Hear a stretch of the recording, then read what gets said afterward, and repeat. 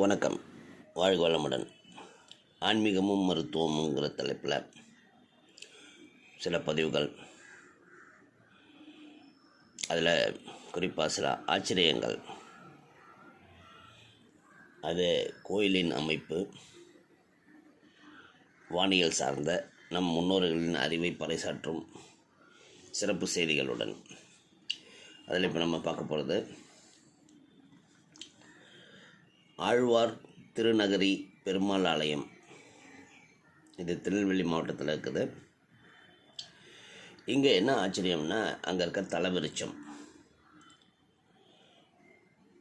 புளிய மரம் தான். இங்கே இருக்கிற தலவிருட்சம் அது ஆச்சரியமானு கேட்டால் இல்லை. இது 7 கிளைகளுடன் காட்சி தரும் புளிய மரம். அந்த 7 கிளைகளில் இருக்கிற இலைகள் பிற மரங்களில் இருக்கிற புளிய மரத்தில் இருக்கிற இலை மூடிக்கும். அப்படி மூடாத இலைகள் கொண்ட மரம் இது. அது மட்டும் இல்லாமல் இதில் பூவும் தோன்றும், காயும் தோன்றும். ஆனால் அந்த காய் பழமாக மாறுவது இல்லை என்கிறது ஆச்சரியப்படத்தக்க ஒரு விஷயம்.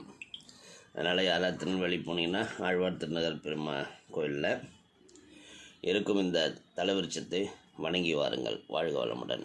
நலமே சூழ்க.